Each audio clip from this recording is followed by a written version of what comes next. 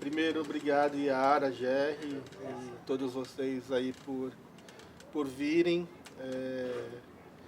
Bom, a Yara pediu para eu dar uma pequena introdução. Eu vou contar um pouco a história, assim, de uma maneira bem resumida, porque já são mais de 30 anos, né? Então tem que ser bem resumido mesmo. Cara, no começo, lá atrás, quando a gente começou, eu falo a gente, eu, os Gêmeos, o Binho, o Espeto e o Viché, tinha outros caras, mas que hoje eles não pintam mais. É, Era uma coisa assim muito de moleque, né? Eu, por exemplo, quando eu comecei a fazer grafite, eu já estava com 12 para 13 anos. E já pichava antes disso, né? Comecei a pichar com 10, 11 anos. E aí, mas assim, se for pegar o começo mesmo é o skate. Meu primeiro skate eu tive com 9 anos de idade e foi o skate que me fez descobrir a rua. Então, lá no começo dos anos 80, 84, 85. Hã? Não, é a interferência dos vizinhos. Canção, né? Parece que eu tava... No começo dos anos 80, a vida aqui em São Paulo era bem diferente do que a vida é hoje, né? Então, assim, ainda existia rua, pelo menos na periferia, e rua viva, né? Assim, crianças brincando na rua, assim. Então, eu fui criado praticamente na rua. É engraçado, porque hoje a gente, eu sou pai, e a prática hoje em relação às crianças é não sair pra rua. Né? Antigamente, se eu entrasse em casa, antes da hora de dormir, minha mãe e minha avó me expulsavam. O que você está fazendo aqui em casa? Vai já pra rua. Né? Então, assim, a gente tinha que ficar na rua. E o skate foi uma coisa assim que me fez descobrir a rua de uma maneira diferente.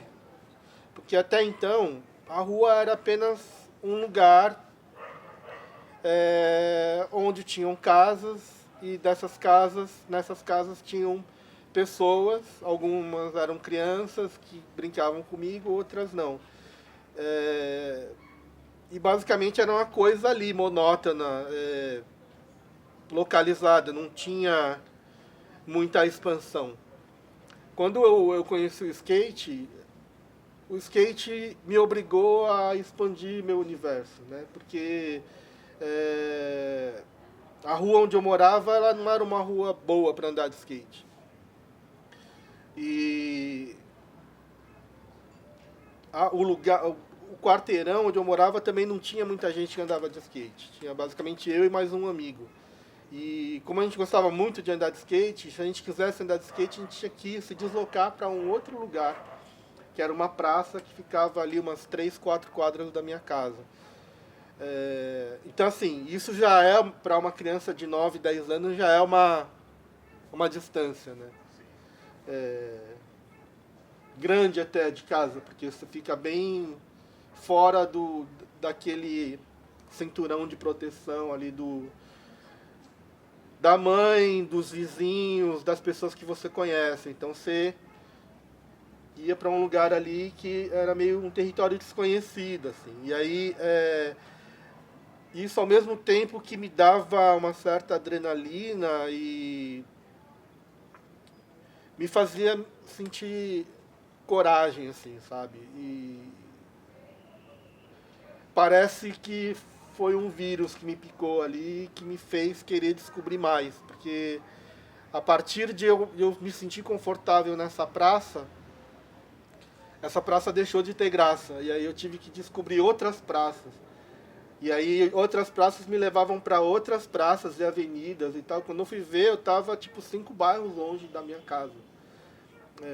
andando de skate com um monte de gente que eu nunca tinha visto na vida, assim. A minha sorte, assim, é que o skate sempre foi uma comunidade, assim, uma família alternativa, assim, muito legal, né? Era uma galera revoltada, era uma galera que usava drogas e tal, mas era uma galera consciente, cara, era uma galera que pensava, era uma galera que lia, que escrevia, que ouvia umas músicas muito loucas, que eu nunca tinha ouvido na vida, não era comum ouvir em rádio, que era tipo punk, indie, umas músicas alternativas. E se exigia ali que você entendesse o que estava sendo cantado, né? O que me fez descobrir uma outra língua, né? Que era o inglês. Então, e isso tudo me levou para um universo que me fez descobrir o grafite, a pichação e o grafite. Então, primeiro a pichação. Então, assim, a galera que andava de skate, claro, também pichava. E aí, o barato era você sair com uma mochila nas costas, você levava água, um pacote de bolacha, uma lata de spray, uma blusa e o skate debaixo do braço. Aí você saía de manhã de casa, voltava, sei lá, no outro fim de semana, às vezes. E assim a gente ia vivendo, cara. E aí, trocando informações, trocando ideias, e pichando a cidade inteira, e correndo da polícia. E até que, assim,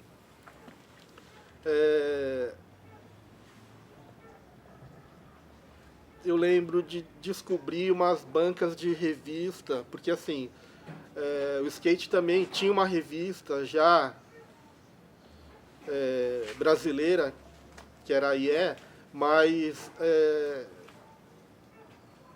o legal mesmo era ver as revistas gringas, né? E aí eu descobri uma banca de jornal lá em Santana, eu sou da Zona Norte, que tinha umas revistas importadas.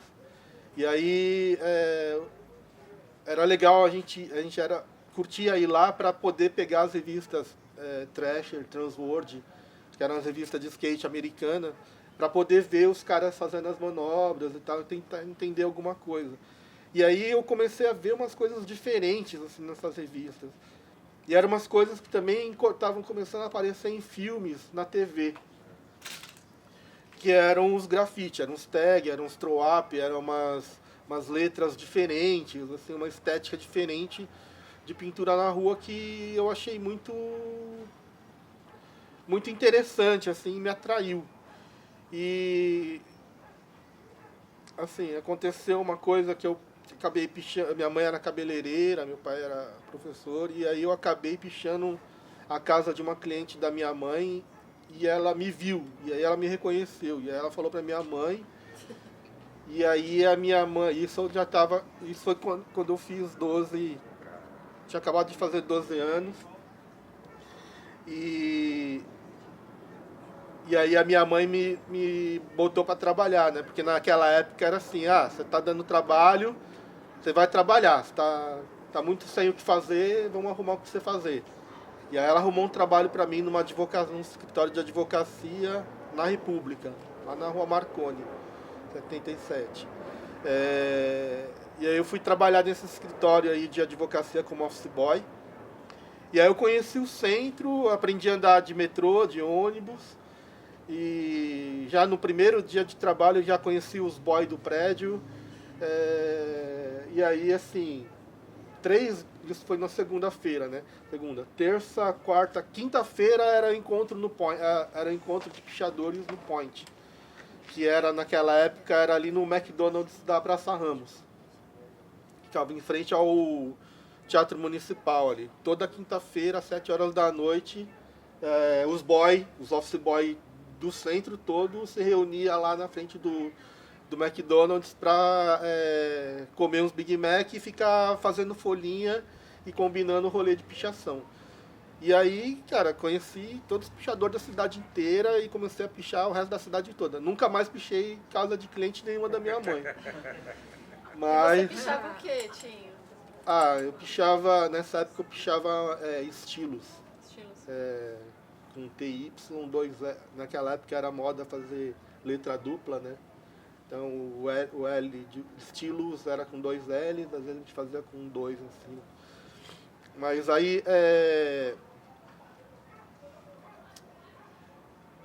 aí também eu comecei a ver que essas coisas que eu via na revista também tinha na cidade. Né? E quando eu comecei a ver alguns grafites dos Gêmeos, do Espeto, eu percebi que lá perto de casa também tinham alguns lugares que, lá na Zona Norte, que também tinham alguns grafites do Binho e tal. E no caminho de casa eu passava sempre na frente do Carandiru ali, naquela época ainda era o presídio lá. E aí me intrigava uma coisa, porque tinha uma parede do presídio especial da Polícia Civil, que ainda é hoje lá, essa parte não foi demolida, que era uma parede gigante, assim, de tipo 7 metros de altura por uns 200 metros de largura. E nesse espaço tinham 3 guaritas, uma numa ponta, uma na esquina e uma no meio. Nas 3 guaritas sempre ficavam 2 guardas em cada guarita. E os 2 guardas com os fuzil, assim. Eles ficavam ali bem do lado da guarita com o fuzil armado em cima. Mas essa parede inteira era uma agenda de pichação. Não tinha espaço mais para pichar ali. E aí, assim, da parede pra rua era um espaço de 12 metros. Era tipo isso aqui, ó. Quase 3 vezes esse espaço aqui. Uma parede aqui, aí pensa esse espaço aqui, daqui até essa parede, mais 2 vezes para lá até a avenida. E aí aqui é um gramadão, e aí lá da avenida para dentro tinha um espaço de calçada que era isso aqui. Então as pessoas que andavam ali na frente, andavam nesse espaço aqui, ó, que ficava tipo 10 metros da parede. Pro cara pichar ali, ele tinha que chegar ali na frente, andar 10 metros de gramado vazio, né, sem árvores, sem nada, com 3 guaritas assim, ó, com 6 soldados, cada um com um fuzil do lado. E pichar ali e depois sair, né? Eu passava ali todo dia e falava, mano, como que esses caras conseguiram pichar ali? Com esses caras ali. Tudo bem, eu nunca descobri. Mas um dia eu desci do ônibus e fui lá bati lá na porta e falei, meu, eu faço grafite. O que é grafite? Eu faço umas pinturas nos muros e tal. E eu passo aqui todos os dias e, cara, eu sempre fico me perguntando como que os caras picharam aí, né? Aí ele falou, não me pergunta. Eu também não sei. Mas eu falei assim, pô, então, vamos fazer um projeto aí de pintar essa parede aí, porque cara, isso meio que me incomoda, se eu ficar olhando, eu passo aqui todo dia na ida e na volta para ir trabalhar e para voltar do trabalho, fico vendo os guardas ali em cima, e essa parede toda pichada não combina muito, tá ligado? Num presídio. Aí ele falou, vem aqui, volta aqui tal dia, o diretor vai estar aqui, aí você conversa com ele. Aí voltei, conversei com esse diretor aí eu fiz um projeto, eu tinha 14 anos. E aí eu fiz um projeto para pintar essa fachada toda aí do muro. E aí ele me autorizou, ele me deu uma carta de autorização, e eu com essa carta eu fui ali, todo o comércio em volta do presídio, e peguei ali, na época era 50 cruzeiros, hoje seria tipo R$ 500 de cada um. E aí, cara, deu bastante dinheiro, eu sei que eu comprei 700 latas de spray. E o cara da casa de tinta nunca tinha vendido tanto spray na vida. Ele falou, o que você vai fazer com tudo isso de tinta? Eu falei, vou pintar lá eu expliquei o projeto. Aí ele falou, então, e o que essa galera vai... Ah, eu vou botar o nome deles lá. Ah, então bota o nome da nossa loja que eu te dou 3 galão de 18 litros de latex. Aí fechou, né? Aí peguei os latex, tudo. Fiquei uma semana lá pintando. Aí um dia eu tava lá pintando, entra um carro, um Ford 51 preto, igual da Patrulha da Fumaça lá dos... Entra assim no meio do gramado lá. Eu falei, nossa, que doido esse cara, né? Aí sai um cabeludo, todo rockabilly, assim, com as botas de espora, cabelo comprido, jaqueta de couro. Você tá fazendo... eu tô pintando, tá? Eu também faço grafite. Era o Binho. Foi aí que eu conheci ele. Aí trocamos um telefone e tal, aí viramos amigo. Nossa, virou a cabeça. Ele era rockabilly, ele tinha um carro, um Ford 51.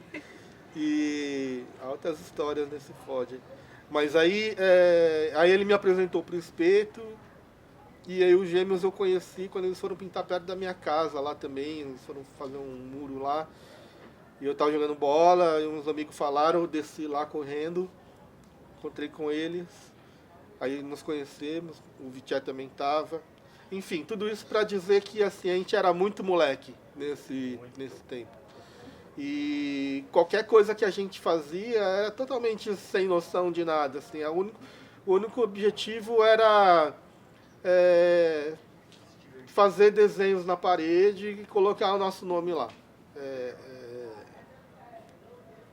Muito parecido com a pichação, assim, sabe? A única diferença é que a pichação era uma coisa mais agressiva, né? De só botar o nome. E o grafite era uma coisa que você enfeitava um pouco, né? As letras tinham uma estética mais fofinha, era colorido, e às vezes você colocava uns bonecos em volta, então as pessoas gostavam mais. O que tinha de cenário? A economia no país era muito pior do que é hoje, assim... a gente tinha uma inflação do tipo, você saía com 10 reais hoje, ia na padaria de manhã para comprar pão, você comprava 10 pães. Se você fosse com esses 10 reais na hora do almoço, para comprar os mesmos 10 pães, você já não comprava os 10 pães, você comprava 8. Se você fosse com os mesmos 10 reais no final da tarde, já voltava com meia dúzia. Era cola? Era Sarney. E vocês nessa época, vocês já tinham, você já conhecia os caras que estavam mais acadêmicos, tipo Valauri, Não, eles pintavam, aí, assim, a gente tinha uma... não, a gente conhecia, mas rolava uma rixa, assim. Porque a gente era muito moleque e eles não gostavam da gente porque a gente era muito moleque. Uhum. Porque eles eram artistas já, tipo, eles eram... você não falou, mais acadêmicos, eles eram da ECA e da FAAP. Isso. E eles tinham ali os conceitos deles para fazer o que eles faziam. E a gente meio que estava atrapalhando esse rolê deles, porque a gente pintava junto com eles, tipo, nos mesmos lugares onde eles pintavam. Só que sem conceito nenhum, né? O nosso único conceito era rabiscar para a cidade. Vocês tinham mais, bebiam mais nos movimentos sociais do punk e do hip hop, assim. É isso? Na verdade a gente não bebia nada, a gente só vomitava mesmo. Bebia álcool e vomitava nas paredes. Assim, ninguém tinha nenhum tipo de preocupação, assim, do tipo... vamos ser famoso. Não, eu pergunto porque as revistas que você citou, elas tinham... os trabalhos eram mais ligados à cultura hip hop, né? No começo, a trash... hip hop e punk, Mas não sei se também... a gente não tinha muita essas visões mais aprofundadas das coisas. Uhum. A gente só... tanto que assim... Mas vocês estavam nesse rolê também, né? Do punk. A gente meio que copiava um pouco a estética. Os Gêmeos eram mais do hip hop. Uhum. Eu era mais punk. O Binho era rockabilly. O Espeto era pra mim é novidade. Uma coisa meio, sei lá, qualquer, não sei o que. É uma coisa louca. Não, o espeto era, porque assim, o espeto ele é muito legal, porque ele sempre foi de uma família mais abastada, assim, né? Ele morava num bairro mais nobre. Cara, ele ouvia Elis Regina, outro tipo de música, a gente nem entendia as músicas que eu ouvia jazz, coisas assim que a gente. Meu, esse cara é muito louco, cara. Não sei como que ele curte esse negócio. Eu curtia só gritaria. Se não tivesse grito, eu não gostava. Achava que. E os Gêmeos era a coisa da dança. Mas assim. A gente foi crescendo e o que era legal era a energia, assim, saca? Era uma energia assim muito forte. E todo mundo assim tinha muito essa pegada. Tinha uma pegada muito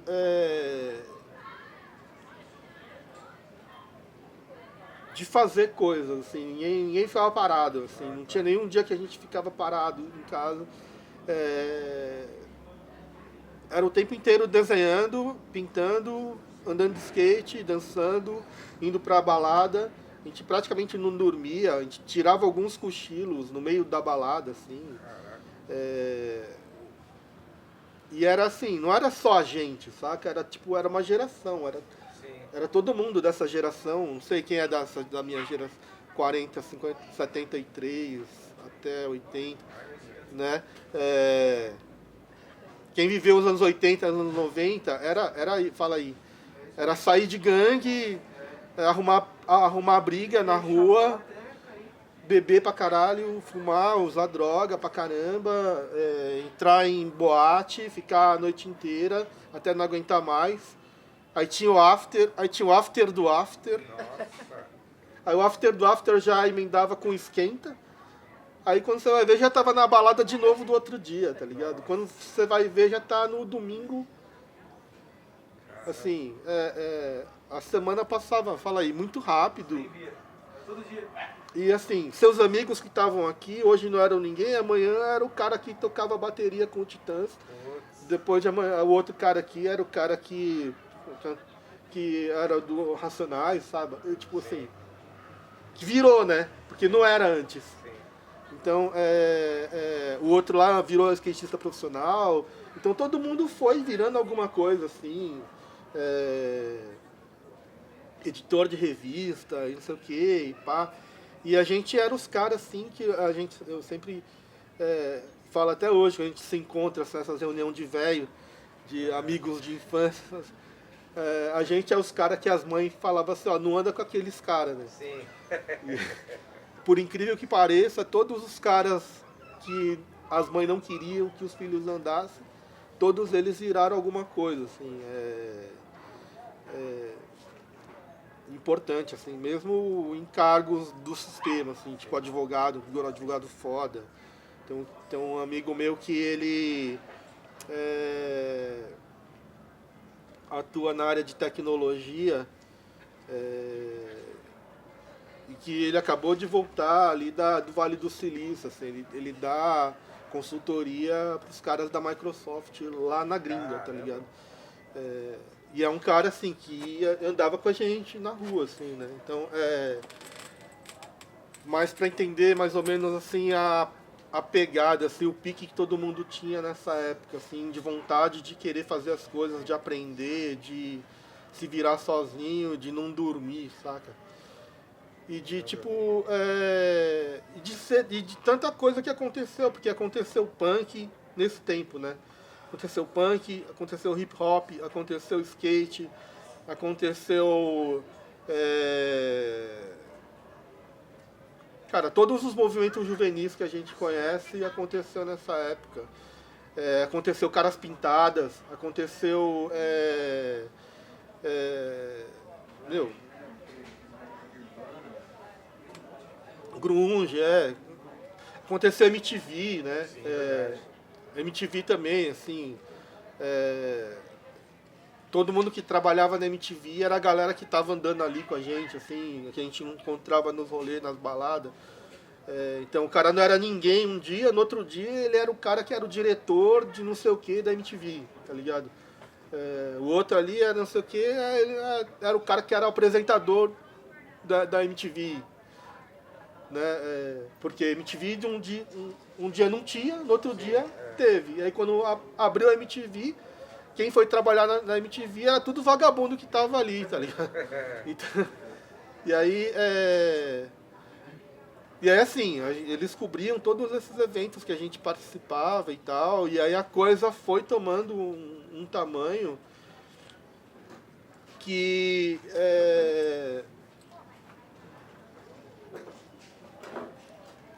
virou mais ou menos o que a gente teve, assim, o boom mesmo, que eu acho, foi nos anos 2000, né? 2000 e pouco, assim, foi acho que o maior boom do grafite, assim, que mundial, assim, que você via filas e filas de pessoas querendo ir em exposições de grafite, sei lá, grandes marcas, né, fazendo campanhas com grafite. Ainda tem hoje, mas comparado com os anos 2000, acho que caiu bastante, né? E como que vocês chegaram no estilo, assim? Foi certo erro ou foi, tipo, alguma referência, alguém falou alguma coisa? Vocês chegaram, porque cada um acabou tendo um estilo próprio, né? Não, isso foi assim, conforme a gente foi crescendo, a gente foi ganhando maturidade, né? Foi entendendo as coisas. Mas você começou copiando alguma coisa? A gente copiava tudo. As referências que vocês tinham nessas revistas e tal. Porque quando você tem 12, 13 anos, você não está preocupado com nada, né? Você está preocupado em, eu gosto daquilo, eu quero fazer aquilo, você faz igualzinho aquilo.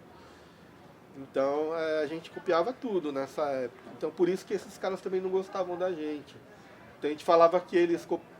Tipo, só que eles também copiavam. Sim, eles claro. copiavam o Kenny Scharf e o Kate Haring. E aí a gente falava isso pra eles. Aí eles não gostavam. E aí eles falavam que a gente copiava o Spraken Art, que era aquele livro de grafite. Sim, eu já vi. E aí a gente também não gostava. E aí a gente ficava tretando assim, mas basicamente a gente tretava mais por choque geracional mesmo, assim, porque eles eram mais velhos e não gostavam da gente porque a gente era muito novo e folgado. E a gente não gostava deles porque eles eram muito mais velhos e folgados, entendeu? Então eles achavam a gente folgado e a gente achava eles folgados também. Tim, nessa época você ficava de rolê nas baladas, você trampava, estudava ou você só tipo trampava? Cara, eu trampei de office boy, depois eu trampei como auxiliar de escritório lá na Vila Clementino, lá no Consórcio Nacional Honda. Trampei mais uns anos, eu trampei até uns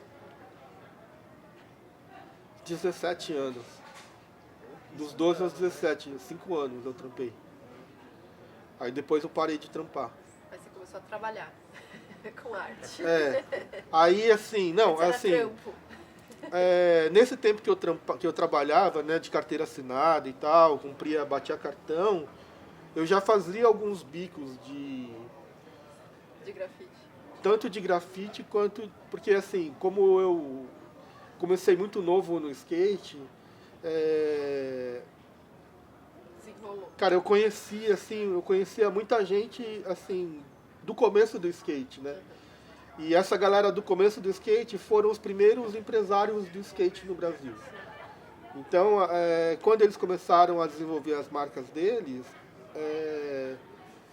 eles me chamaram para trabalhar com eles, assim. Então, criava desde o logotipo até estampa de camiseta, o desenho do shape, As artes. adesivo, material de ponto de venda, tudo isso eu fazia. E aí eu fazia sempre como freelancer, né? E como a marca deles também era pequena, naquela época, não tinha trampo todo mês. Então, tinha que ganhar dinheiro trabalhando mesmo. Mas chegou uma época que o skate começou a crescer também, tudo começou a virar mais, o grafite começou a ficar mais... A economia no Brasil melhorou, então isso ajudou muito também, porque é legal como as coisas se encaixam, né? Porque quando a economia estava ruim, foi bom pra gente. Por quê? Porque a cidade era um lixo. Tipo, a cidade era largada, velho. Não, obrigado.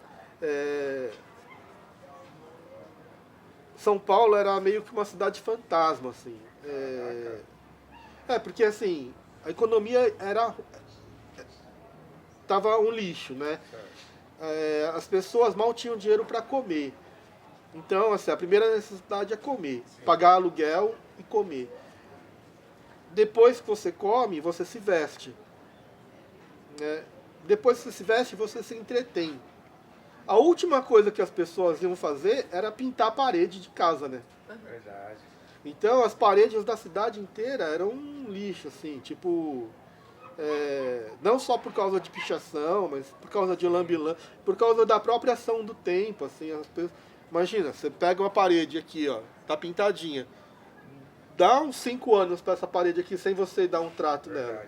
Ela começa a descascar, começa a criar... Desbota, entendeu? Então, a umidade aparece. então assim, a cidade inteira era assim. Então você ia pra pintar nos lugares, as pessoas davam graças a Deus, assim, porque você tava você tava cuidando da parede do cara, né? Verdade. Porque a tinta, ela não é só estética, né? Ela também protege, né? Então, a tinta é impermeabilizante. Então, quando chove, ela bate na tinta e desce. Se não tem a tinta, a parede chupa a água da chuva, aí mofa, aí embolora, tipo, aí o bolor vai para dentro da casa, aí traz doença. Então, tipo, é um monte de situação. Então, quando você pintava a parede de alguém, tipo, o cara dava graças a Deus, porque ele não tinha que ele não tava pagar a tinta, não tinha que pagar alguém para pintar. Ele não precisava pintar e você tava fazendo tudo de graça pra ele, tá ligado? Ação social. Então, assim, mesmo quando a polícia chegava pra levar a gente, os caras vinham e falavam, não, deixa ele pintar aí. Autorizado. Legal. Os caras protegiam, os caras faziam churrasco de feliz que eles ficavam, tá ligado? De, tipo... Então, assim, isso foi legal pra gente porque a gente sempre era bem recebido onde a gente ia pintar. Então, por isso que aqui no Brasil tem essa característica de vamos pintar na rua de dia, né? Até porque, assim, de noite eram 2 perigos, assim. Uma que, assim, você está fazendo de noite, claramente você está fazendo alguma coisa ilegal. Sem autorização. E aí a polícia, naquela época, né, tem até aquela música do Menos Crime, porque a rota mata, tá, com uma arma... A rota matava mesmo, tipo, eles não chegavam para perguntar, eles já chegavam atirando.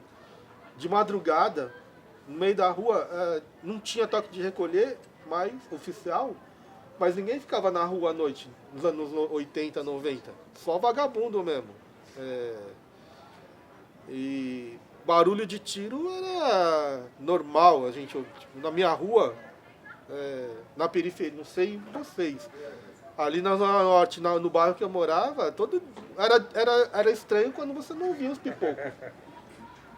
Tá ligado? Você ia dormir e falava, mano, não escutei nenhum estalo hoje, né? E você passou por alguma situação assim? Porque eu lembro que o Boleta contava, assim, Sim. que já passou por roleta russa com polícia, assim, né? Levavam pro terreno, era terra de ninguém, né? A rota chegava e fazia o que chegava queria. Chegava atirando, não, chegava atirando, nem falava oi, assim. Não, já várias vezes, assim, não tanto com o grafite, né? Porque o grafite a gente fazia de dia. Mas nos rolês de pichação, várias vezes eu tava pichando assim, uma parede. Primeiro eu ouvia o estalo na parede, depois que eu ouvia o tiro, né? Nossa! Porque a bala vem mais rápida do que o som. Então você ouviu o... Depois veio o estouro. Aí você ouviu, tá! Nossa, mano. Aí os caras tá atirando, aí você saia correndo. Várias vezes isso aconteceu assim. Então, quando não era o tiro na parede era o... Eles atiravam pra acertar? Hã? Eles atiravam pra acertar ou Acertava pra assustar? pra acertar. Caramba, Acertar. essa Ainda bem história que aí. eles eram ruins de tiro. Segurança do som. É. Porra, Não, ainda bem que o tio tinha a missão noção, dele né? desde É, o então, começo. muito A louco missão isso, né? mesmo. Passar por tudo Proteção isso. total, porque tinha que ser você. Linha né? de trem também, porque assim, são lugares que não tem testemunha, né? Ah, é verdade. E o polícia, ele tem medo, de repente ele tem mais medo de você do que você dele. Né? Verdade. Porque, primeiro, ele tá ali numa função, né? Segundo, ele tá fácil de identificar, né? Ele tá com uniforme. Você pode se misturar no meio do povo, então... Alguém pode atirar na polícia de qualquer canto. A polícia tem sempre... que escolher bem quem ele vai atirar. Então, mas assim... Graças a Deus... Mas já teve amigos meus que morreram. Nossa, acertaram isso. Vários. Mas aí, assim, tudo isso começou a mudar no final dos anos 90.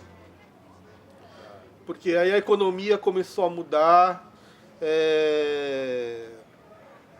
aí vieram os governos do PT, né? Primeiro a Erundina, em São Paulo, depois A Marta. a Marta, depois teve governo estadual do PT também, não teve? No meio? Não, acho que não.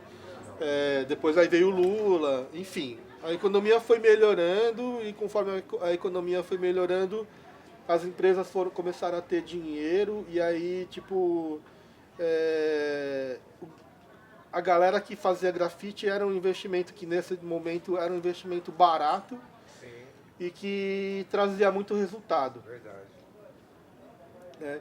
E também tinha uma característica assim que ajudava muito, que todo mundo do grafite já era muito ligado com mídias sociais, assim, desde o começo da internet, né? Assim, um dos primeiros sites de internet, mesmo no começo da internet mesmo, assim, quando tinha 56 kbps discado, já tinha um site de grafite que chamava Art Crimes. Art Crime, exato. Que era um site mundial, assim, com Verdade. grafite do mundo inteiro. Então, assim, pouca coisa tinha essa estrutura, assim, no mundo, né, de organização, de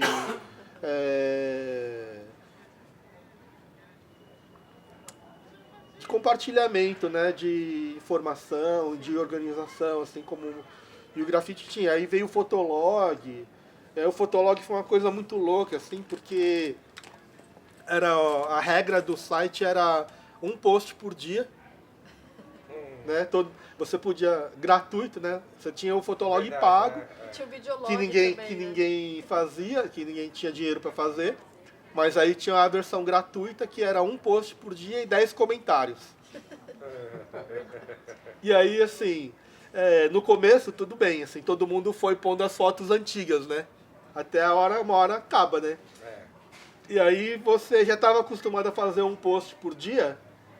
Tinha que ter o que postar, né? Aí, tipo, forçava. Aí, tipo, foi um momento, assim, que o Fotolog meio que deu uma impulsionada na galera. Legal, verdade. Porque aí todo mundo queria fazer o post do dia, e para fazer o post do dia tinha que pintar. Verdade. Caraca. Então saía na rua, fazia um grafite, fotografava, postava, e aí, ou então fazia uns 4, 5 para já poder ter 5 dias para postar. Né? Aí cada um fazia uma estratégia diferente, mas assim, a ideia era todo dia poder estar alimentando ali o Fotolog. E era muito louco, assim, porque aí os 10 comentários, a galera começava a fazer uns copy-paste, assim, tipo, quando chegava no 9º comentário, o cara copiava os 9, verdade, colocava um só. os 9, apagava os 9 e colocava em um, né? Verdade. Aí ficava um comentário com 9 e mais 9, aí o cara ia juntando, e aí ficava, brasileiro é foda, né? Os caras rateiam tudo.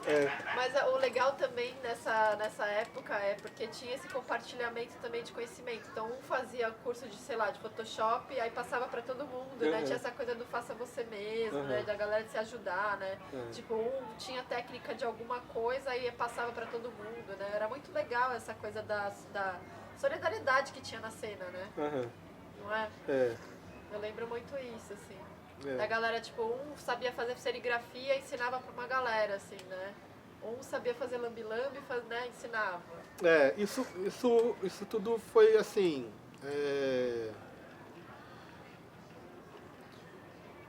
É muito herança da Erundina, saca? Porque quando a Erundina veio como Punk prefeita. também, né? Mas assim, a Erundina, quando ela foi prefeita de São Paulo, uma das primeiras ações que ela fez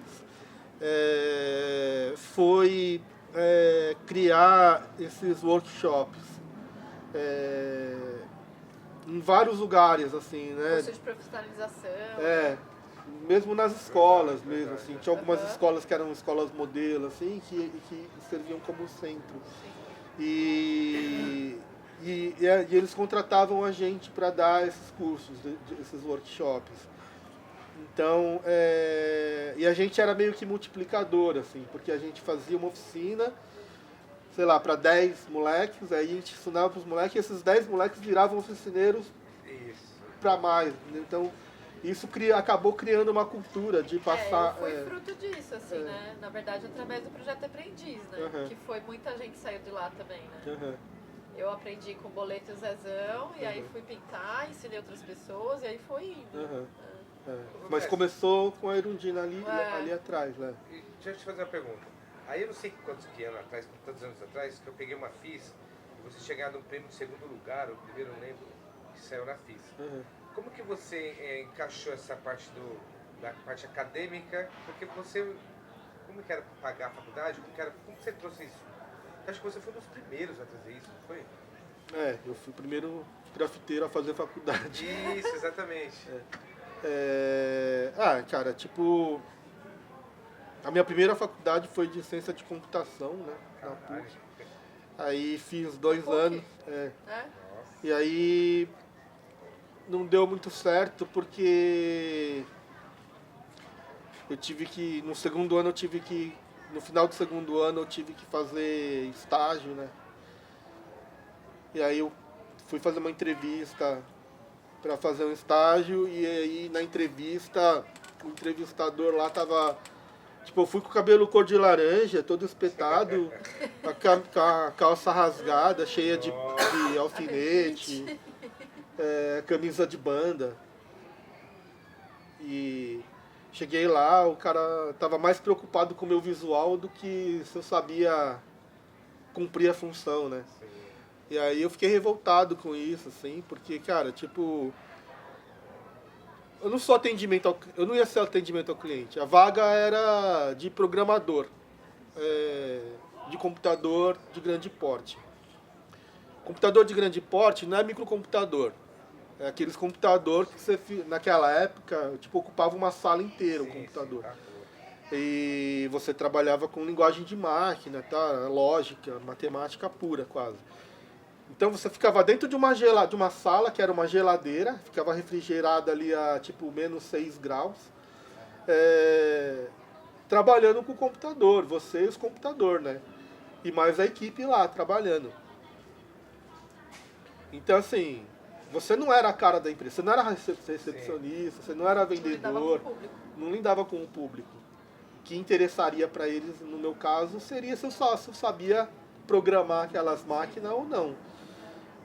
E o cara não estava nem um pouco preocupado com isso. Ele estava mais preocupado com a maneira como eu me vestia do que com o que eu sabia. E aí eu percebi que, tipo... Não era a sua área. Não era o que eu acreditava como ideologia de vida, saca? Tipo... Acho que as pessoas, elas têm que ser valorizadas, não pelo visual que elas apresentam, saca? Porque, tudo bem, sou japonês. Na área de computação, beleza. É um estereótipo. Quer dizer que se eu fosse, tipo, preto, aí o cara não ia me aceitar, mesmo que eu tivesse bem vestido, porque o que importa é o visual, né? Ou se eu fosse mulher, porque, tipo, no curso de computação que eu fiz, tinha 52 alunos, eu era o número 52, o último. E desses 52, tinha 3 mulheres. ligado? Num curso inteiro. Né? Provavelmente iam ter mais dificuldade de entrar no mercado de trabalho, iam Se- ganhar menos. porque não importava se elas sabiam ou não, importava o visual. Verdade. A Tinha muito casca. isso, tinha muito isso. Entendeu? Então, e aí isso bateu de frente com aquilo que eu mais acreditava na vida, assim, tipo, as pessoas são iguais, independente de religião, de cor, de gênero sexual, de qualquer coisa, assim, saca? De você ser gay, de você não ser, você tem que ser valorizado por aquilo que você pensa, por aquilo que você tem de conhecimento. E quando eu percebi que ali o cara estava mais preocupado com o meu visual do que com o que eu sabia, aí eu falei, perdi o tesão, saca? Aí eu decidi mudar de área. Certo. E aí eu fiz um desafio comigo mesmo, isso já era outubro, novembro, eu falei, era época de fazer inscrição no vestibular. Eu falei, vou me inscrever no vestibular, não vou nem estudar, eu vou com o que eu sei. Se eu passar, eu vou fazer o curso. Legal. E aí eu abandono essa porra aqui.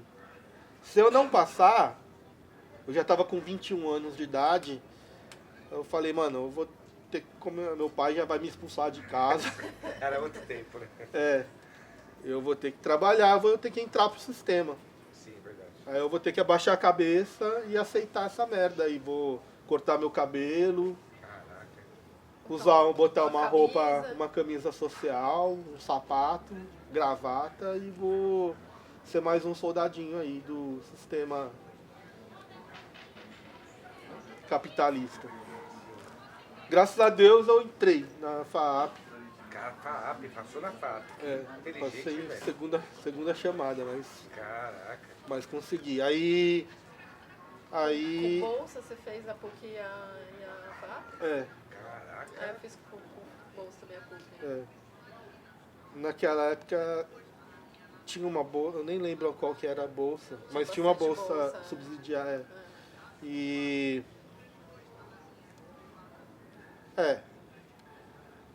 aí nessa que eu tava fazendo a FAP, aí teve esse concurso lá no Centro Cultural São Paulo, que eu fiquei em segundo lugar. Agora sim, E aí eu ganhei vários prêmios legais, aí foi legal, assim, porque aí a minha mãe chegou pra mim e falou assim, parabéns, eu não sabia que você tinha capacidade pra isso.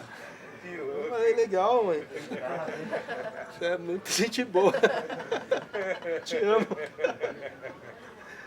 Mas a faculdade foi um outro lance bom e ruim na minha vida, porque assim, ao mesmo tempo que foi bom, porque tipo, era um curso assim que tinha muito mais a ver comigo do que o curso de computação. A galera que estudava comigo ali, porque no curso de computação eu era meio que uma ovelha negra, né? Era diferente de todo mundo ali, não me identificava com ninguém. Na FAAP não, já tipo, o primeiro dia já estava ali como se eu estudasse ali a minha vida toda, assim. E não só com os alunos, com os professores também. Teve uma galera que fez, né? Artes plásticas.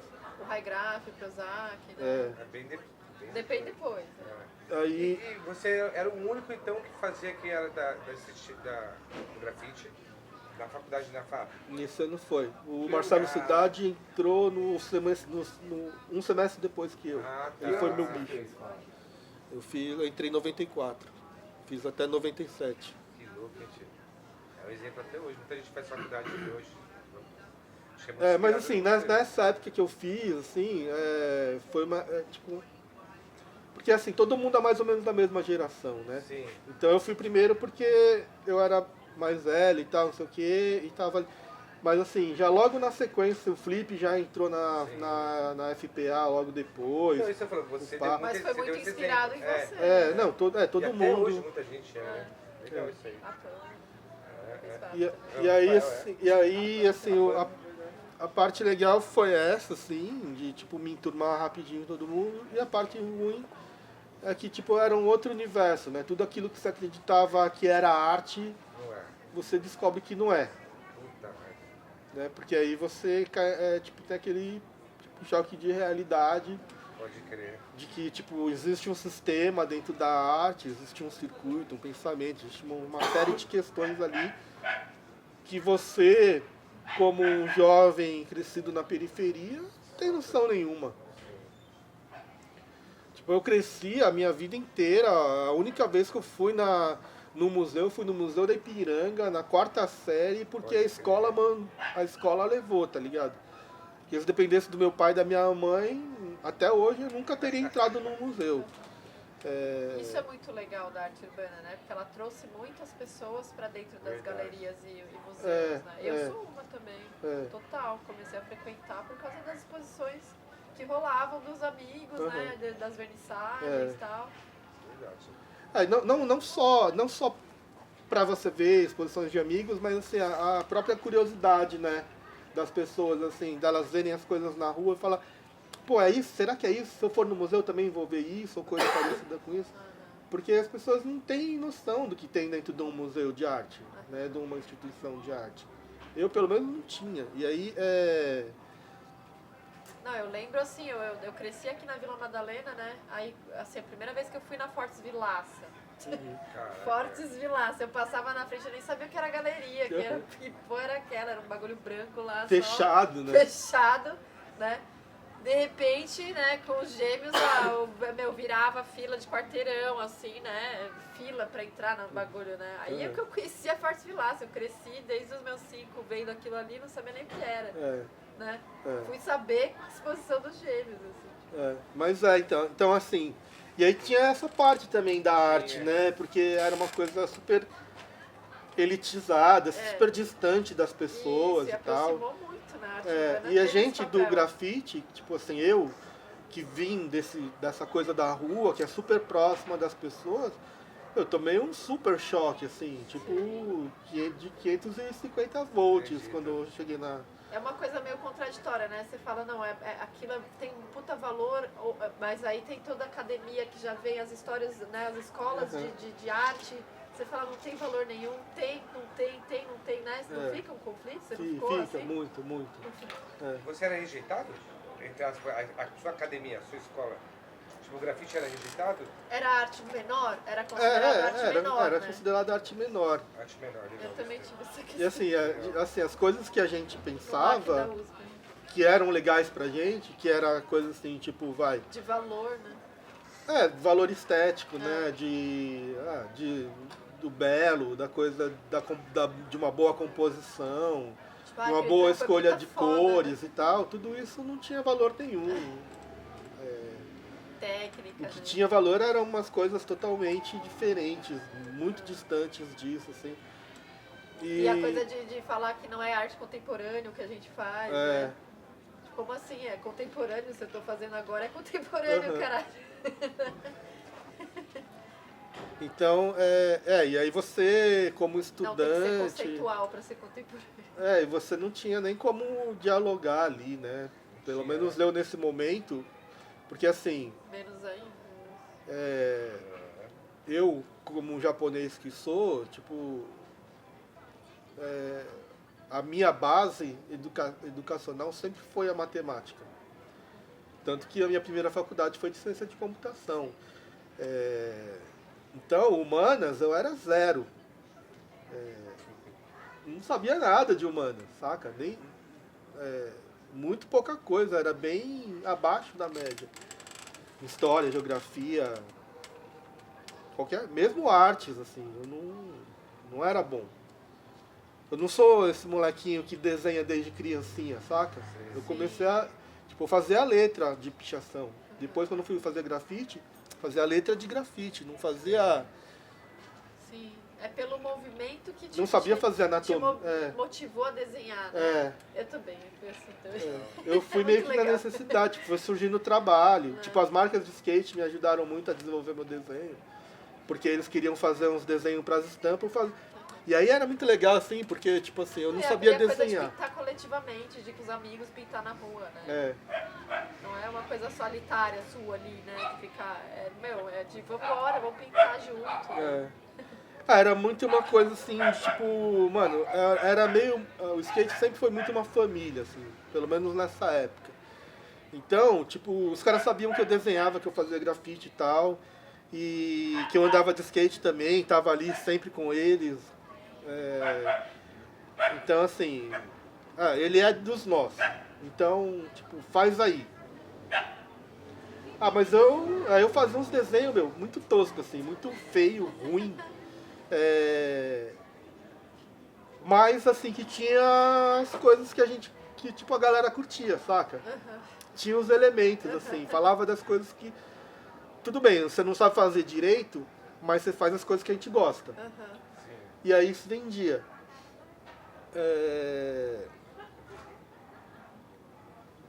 E aí a faculdade te ajudou a fazer aquilo direito, tipo, aquilo Então, que já agradava, com mais técnica, mais... Não, então, a conceito. faculdade meio que queria me dizer essa mesma coisa, mas eu não consegui entender na época. Entendeu? Tipo assim, o importante não é você fazer aquilo bonito. O importante é você fazer o que a gente gosta. Né? Que a gente gosta eles. Sim. E eu fazia isso no skate. Eu não conseguia fazer o bonito, mas eu fazia o que eles gostavam. Entendi. Sim. E aí vendia, entendeu? Então, muito louco, né? Vai dançar conforme a música. Tava comunicado. O importante é o feeling, a vibe. Tipo, o que tá rolando, Isso, entendi. tá ligado? Tipo,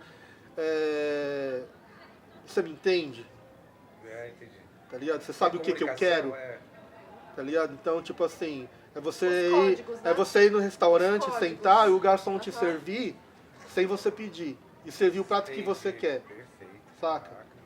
Então, é mais ou menos por aí, assim. E aí o prato não precisa estar bonito, Tem que ter os códigos mas daquele tá sistema, gostoso, é né? aquilo que você queria. Perfeito, cara. Né? Então, mas assim, sempre tinha aquele incômodo, né? Porque por mais que vendia, as pessoas compravam, você ficava assim, pô, você saia na rua, o cara tava vestindo uma camiseta que você fez o desenho. Aí você olhava o desenho, o cara tava ali curtindo pra caramba aquilo lá, mas você fala, mano, como que você teve coragem de pagar 50 conto nessa camiseta com esse desenho horrível? Tá ligado? Eu não vou nem falar que foi difícil. Mas o legal é que, assim, apesar disso tudo, tipo, eu fazia uns desenhos ruins, e aí, 2 anos depois, apareceu uma marca gringa, com um cara que também andava de skate, que também não sabia desenhar porra nenhuma, e fazia uns desenhos toscão, que era o Mar Gonzalez, fazendo uns desenhos também para as camisetas, com uns desenhos horríveis também, mais horrível que o meu. Tá ligado? Eu falei, caralho, tipo, mano, antecipei a moda, né, mano? Primeira vez que isso aconteceu no Brasil. Que louco, Porque o Brasil sempre copiava a moda Sim. americana, francesa, os caras, os empresários brasileiros, eles faziam o quê? Eles, da moda, eles iam para as feiras mundiais de moda, na Inglaterra, Lançava New York, num ano, no outro tava Milano, aqui, compravam as roupas que estavam Até hoje é da assim. moda lá, Até traziam hoje é para cá, assim. copiavam Perfeito, Até e hoje é vendiam. assim, Você tá boa moda. Né? E aí, assim, o skate foi a primeira indústria de moda brasileira que não copiou esse modelo. Por Eu quê? acho que a Primeiro, os geração- caras não tinham dinheiro para ir pra gringa para fazer isso. Verdade, cara. Segundo, que, tipo assim, mano, era uma indústria nacional, a gente valorizava o que era daqui, assim, saca? E as marcas brasileiras de skate verdadeiro mesmo, elas queriam desenvolver o skate a partir daqui, assim. Sim, perfeito. Fazer as peças aqui, com a nossa tecnologia aqui, era ruim, mas ia ficar bom um dia. Mas eles investiam. Tanto que eles me chamaram para fazer ali as roupas dos caras, sem me perguntar se eu tinha curso de moda, se eu sabia, se eu conhecia a moda, se eu sabia o que ia ser a moda do ano que vem, que cor que ia entrar na moda ou não. Os caras estavam pouco se fudendo. Eles estavam mais interessados que eu era skatista e que eu tava a fim de fazer a parada, tá ligado? Perfeito. Eu acho que foi a grande contribuição da geração de vocês, né? É. Foi essa ruptura com a velha escola do grafite. Vocês começaram a trazer uma originalidade, uma coisa mais brasileira mesmo, né? Uma coisa mais trazendo elementos da cultura brasileira pro grafite, né? Acho que foi essa grande contribuição de vocês. Foi assim, criar uma isso, originalidade. Né? Isso foi também uma influência do skate, assim, porque 84, Minster?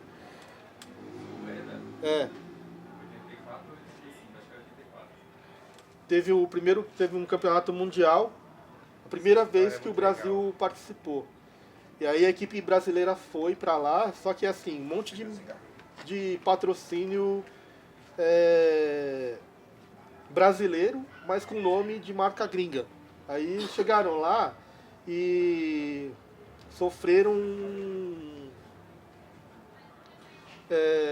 como que eu posso dizer? Um boicote. Né? Então,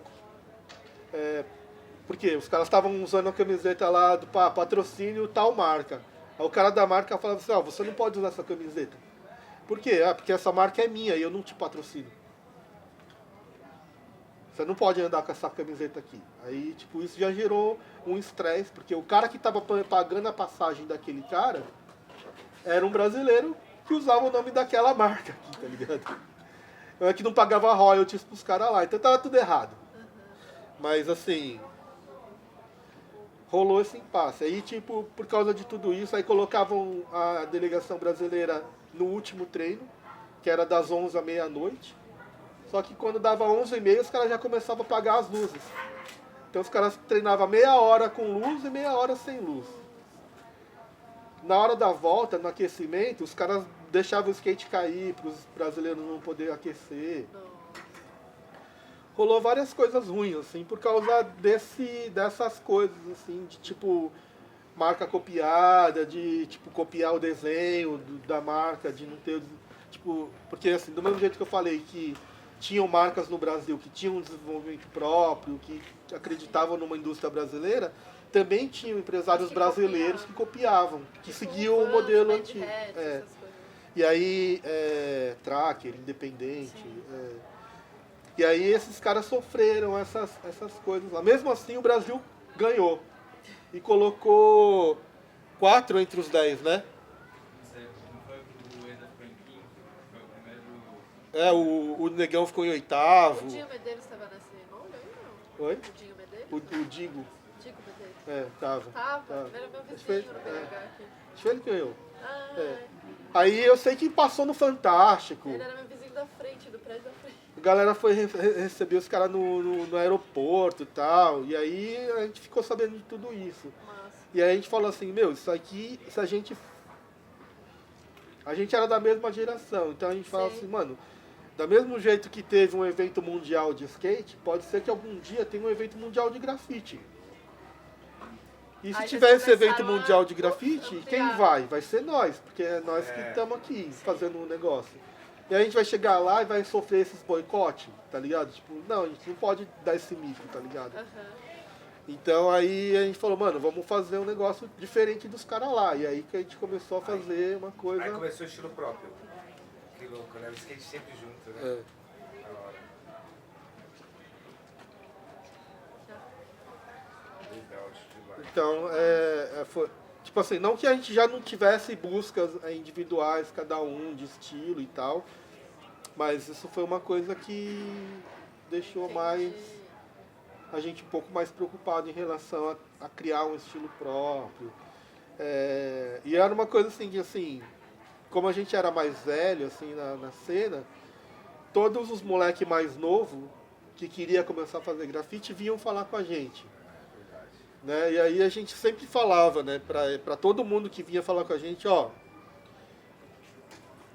o importante é você criar um estilo próprio. Não importa se vai ser feio, vai ser bonito, você só pintar ou você não sabe. Vai pra rua e pinta e não copia ninguém. Tenta fazer alguma coisa sua. Essa que era a mensagem que a gente passava e que virou uma coisa cultural aqui no Brasil, né? Tutinho, Eu aprendi assim. praticamente você levou o grafite para dentro da parte acadêmica, né? Isso já acontecia em outro lugar do mundo? Tipo, algum grafiteiro estudava, levou para dentro ou você foi um dos primeiros mesmo? Ah, eu já não sei, não. Fora daqui eu não sei. Pessoal, se vocês quiserem fazer alguma pergunta, é um diálogo, um bate-papo. Vocês querem perguntar alguma coisa? Não? Os alunos não precisam de nada, né? Não, eu quero saber qual foi a hora que, tipo, ele falou, pô, tá virando mesmo. Vamos levar pra galeria ou aconteceu natural? Então, não, foi uma coisa meio natural, assim, porque, como eu disse, a gente começou, todo mundo ali tinha 12, 13 anos, muito novo, né?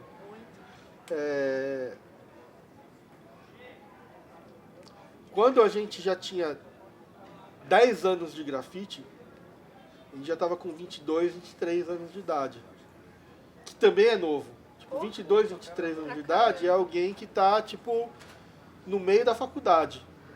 Ainda nem conseguiu terminar a faculdade. Verdade, Né? Tá ali meio que nos últimos anos da faculdade, ali, começando a pensar profissionais. na vida profissional, né? E vocês já eram profissionais. E a gente já era profissional, já estava...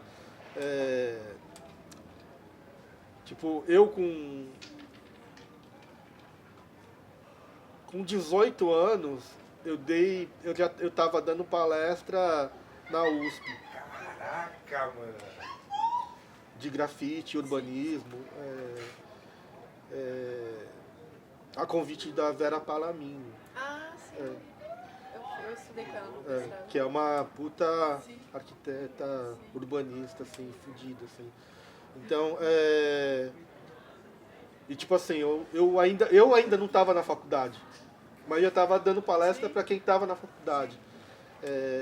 Então, por causa dessa história da rua, assim, Esse cenário de ter grafite. de grafite e tal. Então, tudo foi muito precoce pra gente, pra nós todos, né? Não só eu, assim, os gêmeos, os Preto, o Binho também. É porque já vinha de uma necessidade que até a academia falava na pop art da democratização da arte, né? Aham. E vocês estavam fazendo a coisa que eles estavam falando sobre. É. Tipo, na teoria e vocês estavam na prática. Aham. Né? Então vocês eram convidados para falar do que estava rolando na rua, né? Aham. Muito legal. E aí, assim, a gente também saía muito na TV, viajava muito. Então, assim, muito cedo a gente já conhecia meio que o Brasil inteiro, alguns outros lugares, tipo Argentina. E eram uns gatos pingados que pintava mesmo, era vocês só, né? Só vocês. 10 anos, Acabou. ficaram só vocês, assim, tipo... E hoje a gente vê, né, tanta gente que você nem reconhece, né? Você nem dá pra dominar todo mundo que tá pintando hoje em dia, né? Mas assim, aí a gente foi sendo forçado a criar uma maturidade precoce, assim, né? E tanto que assim, essa coisa de você criar um estilo próprio é uma coisa que, cara, num processo natural demora muito. Demora. Mas a gente teve que criar muito rápido. Ah, entendi. Porque foi exigido da gente, assim, a gente não podia, ó, vocês têm que fazer isso e vocês não têm tempo. Tipo, é pra ontem, tá ligado? Então a gente meio que foi tirado no forceps, assim, ali. E aí... Se fosse pra você citar a sua maior referência, assim, nessa época, que você foi beber, assim, naquela fonte. Cara, a minha... sempre foi o skate, assim, o skate... Não, mas nas artes, eu digo, de referência. o skate. Skate. Mas pros personagens... Pra tudo, A sempre vivência era o do skate. skate. Sempre vinha do skate, da cultura do skate. Tipo, as capas de disco, os videoclipes, os filmes. Tipo assim, eu não sei se você chegou a ver, assim, mas... cara, um dos diretores de cinema, assim, melhores que eu conheci na minha existência, na minha passagem aqui no planeta Terra, da minha vida.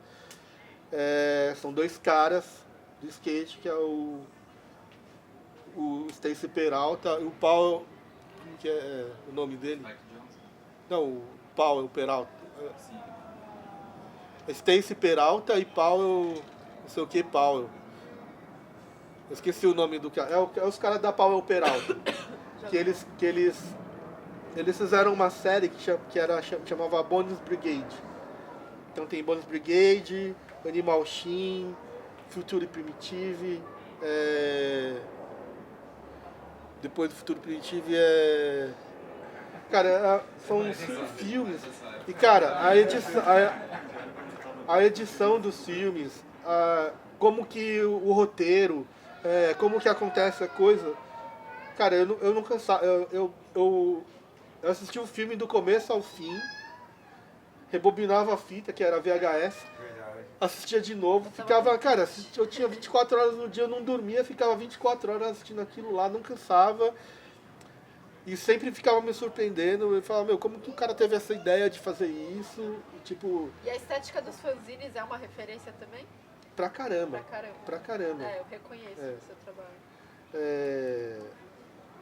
Essa coisa da colagem. Sim, a colagem. Tudo, né? Então, mesmo da pop, assim, dessa coisa das revistas,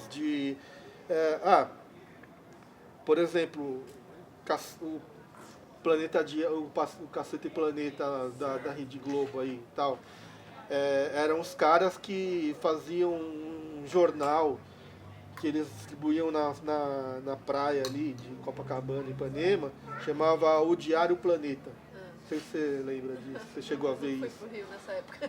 E era esse tipo de humor que eles faziam na Rede Globo, só que muito mais escrachado, que era sem censura, né? Não Então, sabia assim, que existia um material impresso. cara, muito bem antes, né? Eles foram pra Rede Globo por causa disso.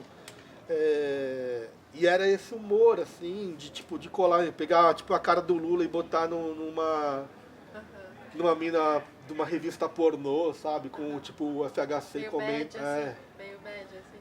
Não, bem mais escrachado Bem que mais. média, muito mais. Mas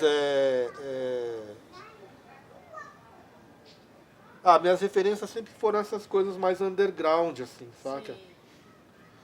Sim. Depois eu fui descobrir, porque assim, até eu entrar na FAAP eu não conhecia nada de arte. Então eu não podia ter nenhuma referência em arte. Eu fui conhecer a arte quando eu entrei na faculdade, entendeu? Claro que tinha, os fanzines, pô. Mas assim, arte. mas eu não conhecia tanto que assim, Eu dou um valor tão maior às vezes. Não conhecia nada. Da arte assim, acadêmica, você fala. Não, de arte de modo geral. Sei. Era uma criança querendo se expressando ali, né? Tipo, Não era criança mais, já tinha 20, quando eu entrei na FAAP eu já tinha 20 e poucos anos de idade. Só que eu nunca tinha entrado no museu, velho. Tipo, a única vez que eu entrei no museu, até então, foi nesse museu do Ipiranga, na 4ª série. E aí eu nem sabia o nome dos caras lá, vim saber depois. Aí você entrou no Museu da FAAP, foi a segunda vez. eu acredito na minha geração, o primeiro museu que eu entrei era as revistas de grafite que tinha. Aquilo que me aproximava mais da arte. Né? Então, era essa a minha referência. A minha referência era a rua, o skate e tipo o que acontecia na rua, assim. As capas de discos, videoclipe, MTV, eram essas minhas referências, sabe? Cinema era minha referência. Mas assim, artistas hoje são. Tem muitas referências. Quadrinhos, hoje. talvez? Quadrinhos pra caralho, assim. Muito quadrinho. Legal. Pra mim isso é arte. Você acha Das que, boas. não sei, eu pensando assim, como você passa por tudo isso, hoje ia ser um tapa na cara dessa galera que, quando você começou, você era menor, como ela falou, né? E hoje em dia praticamente é o maior, uma das maiores artes que a gente tem em São Paulo, né? Essa parte do grafite, da street art, né? Você se considera, tipo, você deu um tapa na cara dessa galera? Porque você continua com o seu estilo de lá até hoje, né? Pra pintura hoje. Mais ou menos. Mas não acho, não. acho que não. É. Ah, Eu acho que a gente ainda sofre muito preconceito ainda. Eu acho que a gente ainda Na academia, tem muito que conquistar, saca? Eu acho que legal, pe- bom. eu acho que assim, de um tempo pra cá a gente mais perdeu do que ganhou. que louco.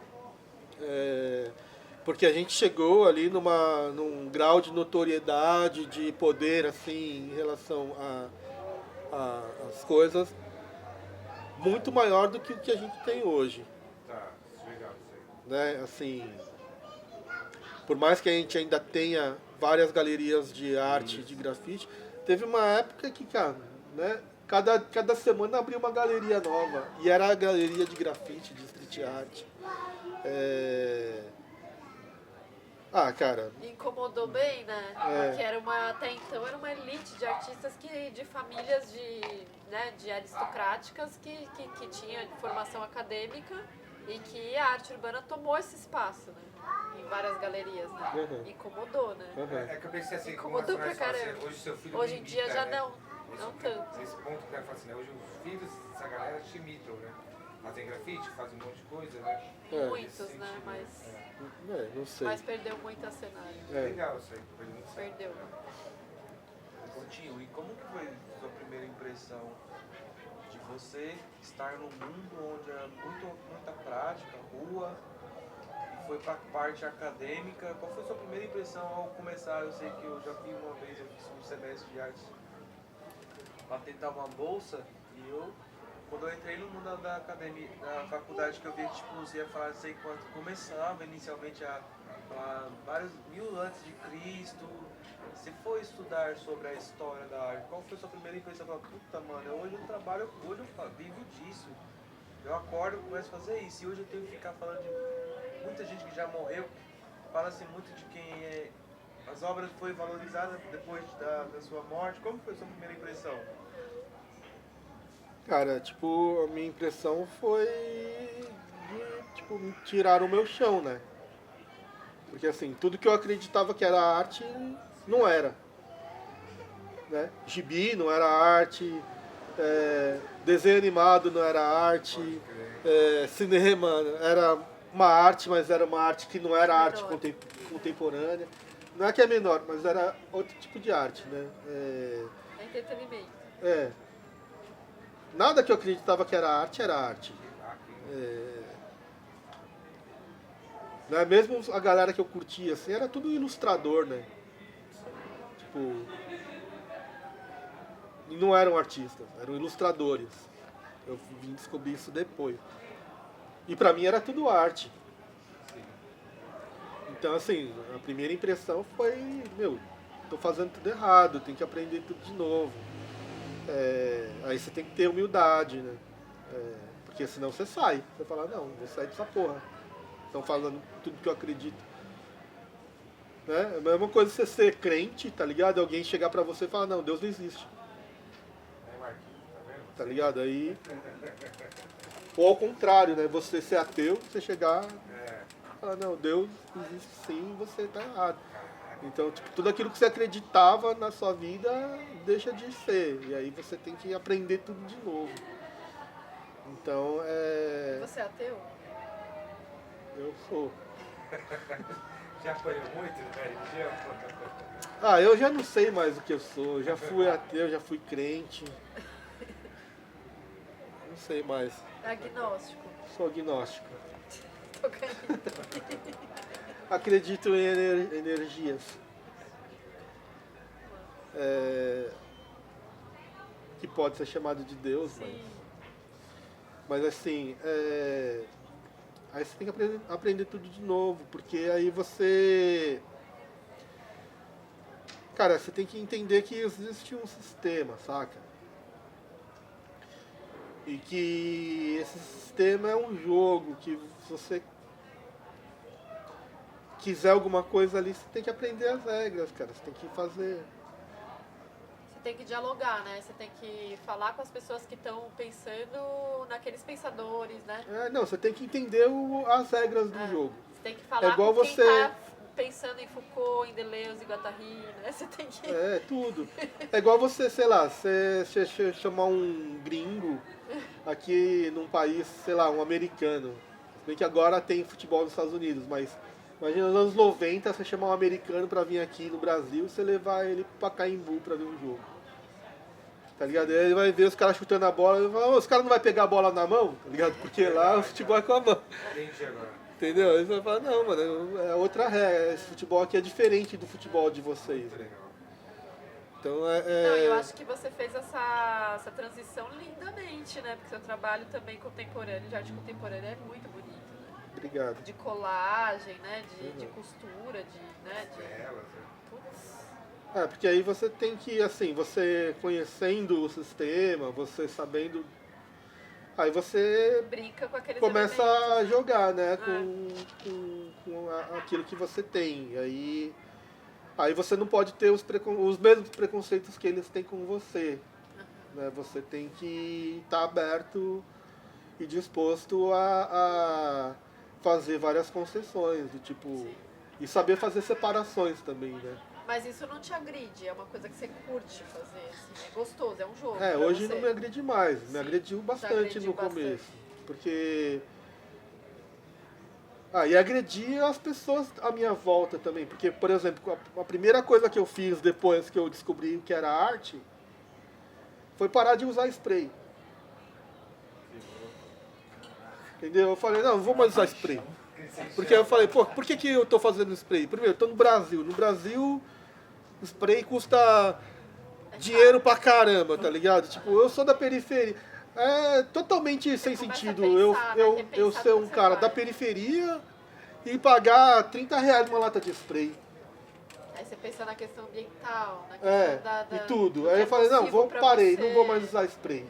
Aí comecei a pintar só com latex. Aí todo mundo que pintava comigo e outras pessoas que me tinham ali Que como foi na época que referência você e pintava tal. os carros empilhados. Não, antes disso. Antes disso. Que eu comecei a fazer tipo.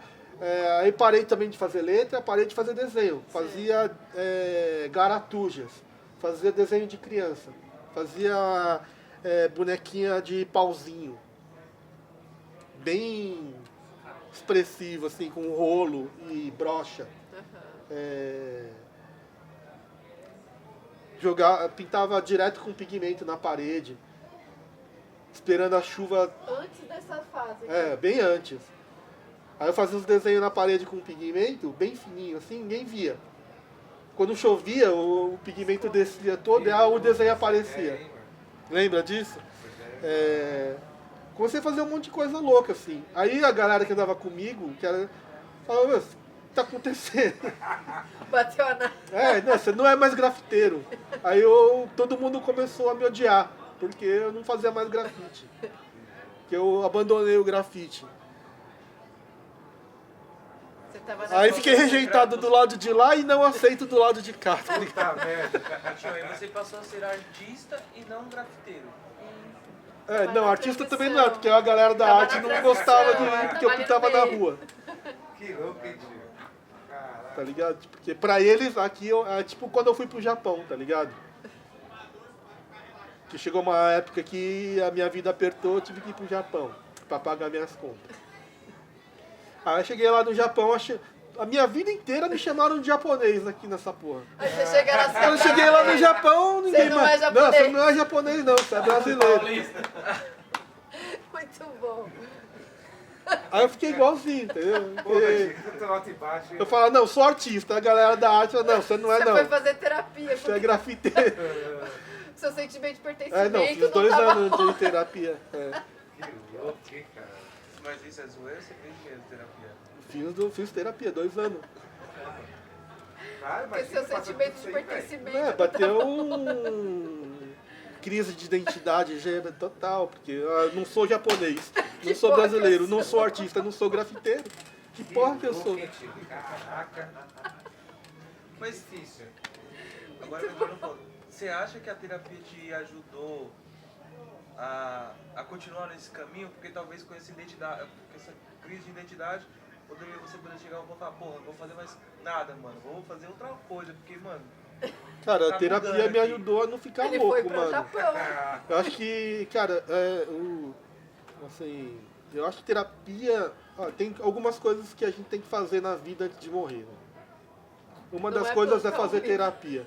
Não é plantar um Outra é ter filho. Oh, pô, então tudo no caminho. É. Só falta a terapia. É.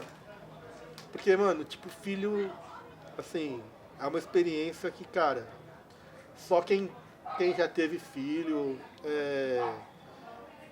mesmo que por um momento, saca? Tipo, e aí, sei lá, pode ter tido a infelicidade de perder o filho, mas só de ter tido filho ali aquela experiência ali de você gerar um ser, cara, tipo, e ter aquele ser ali, né, tipo, totalmente à mercê ali, tipo assim, se você não cuida daquilo, fudeu, porque tipo, não, né, não, Você tem que ser a que referência um pra ele. bebê vai fazer por ele mesmo, tá ligado? Tipo, é você que tem que dar ali o leite, a proteção, A o única coisa que cuidado. ele faz é chorar, que é o meio dele se manifestar. E cara, você entende tudo, né? Você entende seu pai, você entende a sua mãe. Porque enquanto eu não tive o meu primeiro filho, a minha relação com meu pai e a minha mãe era uma. Depois que o meu filho nasceu, puta, mudou tudo, cara. Mudou tudo. Porque até então, você é filho.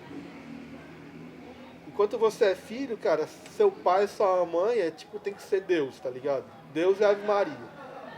Tá ligado? Tipo, não quero saber, mano, me dá. Tá ligado? Se você me pôs no mundo, você é culpado da minha sorte e do meu azar. Se eu dou certo na vida, obrigado. Se eu dou errado na vida, é culpa sua. Não é? Tá ligado? Você desenvolve um Tipo, e sentimento não é. de gratidão.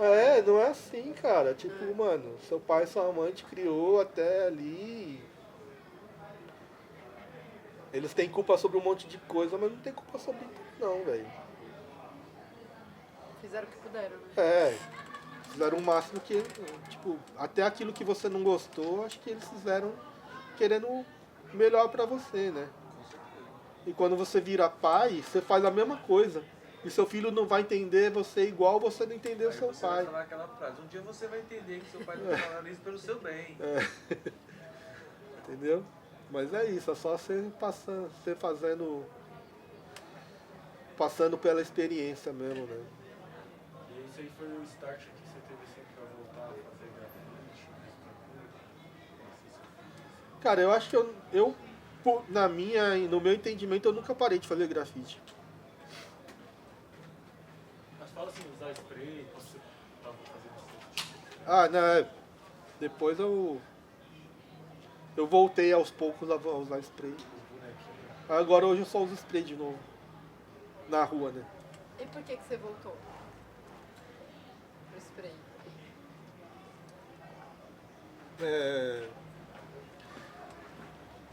Pela praticidade, né? O spray é A muito mais velocidade, rápido, né? Secamento, secagem rápida. não só o secamento, mas tipo assim, se você sabe manusear o spray, cara, você faz uma pintura muito rápida. É verdade. Muito rápido. Essas empenas que a galera pinta aí demora 10, 20 dias pra fazer, se você usando latex e tal, cara, com o spray você faz em 2. Eu pinto uma empena dessa aí de 20, 50 metros em 2 dias, só com lata de spray. Com ajudante, né? Hã? Com ajudante, né? Até sozinho, até sem ajudante. Bate um astro ali e já era. É verdade. É muito rápido pintar com spray, velho. Eu percebo que nas suas telas você não usa muito spray, você usa mais tinta óleo, aparentemente, né? É só tinta óleo.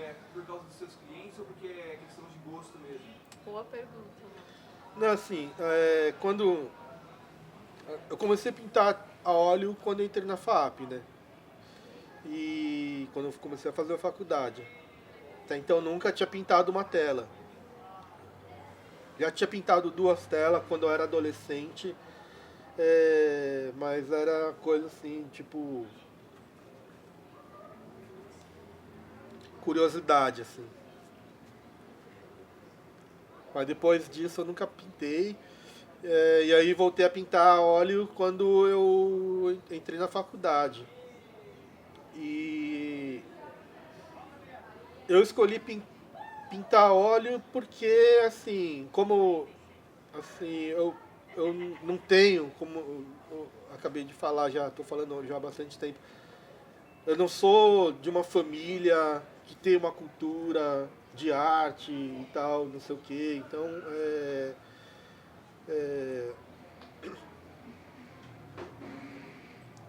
sempre que eu pensei em arte, eu pensei em pintura. Assim como todo mundo que não conhece arte pensa. Né? É verdade. Se você pegar qualquer. Se for no supermercado e falar com uma tiazinha que está comprando ali as verduras e perguntar para ela: oi, dona Maria, tudo bem? Você conhece arte? Ah, conheço. O que é? Ah, aquelas pinturas, né? Qualquer pessoa, assim, de nível cultural mais baixo, sempre vai falar que arte é pintura. Ninguém que vai falar assim, ah, arte é performance, é instalação. É dança. Tá ligado? Tipo, arte conceitual. É escultura. É um mictório. Aí, Mestre, você falou que você é de lógica e não de humanas, né? Aí, qual foi a parte, quando que você entrou para essa parte de humanas? Porque hoje você é mestre de várias pessoas, né? Quando eu entrei pra faculdade. Legal. Aí eu tive que tirar tudo, mas aí respondendo pra ele, né? Então assim, quando eu entrei pra FAP, quando eu resolvi querer fazer arte, o meu pensamento era ser um artista pintor, né? Até porque eu pintava na rua, fazia grafite. Grafite é uma pintura. Então aí, assim... Porque não acrílica, sei lá, ou mesmo guache, continuar fazendo grafite, né? E assumir o grafite como arte e tal. Aquarela, enfim. Mas assim, eu quis pintar porque... Você teve um professor bom de óleo. Não, na FAP não tem esse tipo de aula. Eu tinha esse desejo de ser um artista pintor. E já que eu ia pintar, tipo assim, já que eu ia aprender, começar do zero, uma coisa que tipo, eu não entendia nada. Mesmo. Que eu cheguei lá e falei, entendi que eu não sabia nada daquilo. Diferente de todos os meus colegas de classe, que eram até mais novos do que eu. Porque pra mim era a segunda faculdade, né? Sim. Então eu tinha 21, 22, a maioria ali tinha 17, 18. Só que eles sabiam muito mais de arte do que eu. Porque eles já vinham de escolas que tinham. Eu vim de escola pública. Sim. E dentro da escola pública também eu não me interessava por arte nem por nenhuma matéria de humanas. Sempre foi exatas. Sempre meu caminho foi para exatas. Então, já que eu estava partindo do zero, eu pensei, o zero da arte é a pintura, né? E aí eu fui fazer pintura. E aí eu fui fazer óleo porque era totalmente o oposto do grafite, né? Porque o grafite é super rápido, acabei de falar. Sim. Você pinta muito rápido. O óleo demora. O óleo você demora muito. Pra secar. Pra secar, pra tudo. Sim. No óleo você demora. Então, nesse aspecto, sim. Mesmo processo de você preparar mas a tela. Mas é a base de óleo também, o spray, né? Mas é... Solvente. Então, esse tempo de secagem, sim. Esse tempo de... mesmo o tamanho, a questão de tamanho, né? Tipo assim, com spray, quanto maior a parede, melhor. Verdade. Né? Porque aí você pode fazer uns traços grandes, você tem que olhar de longe. Você faz uma pintura de 50 metros de altura e olha de 500 metros de distância, você vê ali, não tem imperfeição, fica tudo perfeito. É verdade. Costumo falar, minha pintura é boa, quanto mais longe você vê, melhor ela fica. E na pintura a óleo não, né, cara? É uma pintura que você olha daqui, assim, de perto. Então, quanto menor você faz, melhor, porque aí você consegue a mesma coisa do spray, né? Então, Então foi essa a minha ideia, assim. Mas aí depois eu me apaixonei pela tinta a óleo e elegi isso como minha principal produção. Como estética, né? É. Legal. E aí, gente? Mais alguém quer perguntar? E aí. foi isso? Não? Vamos lá. Qual foi a sua primeira exposição em uma galeria?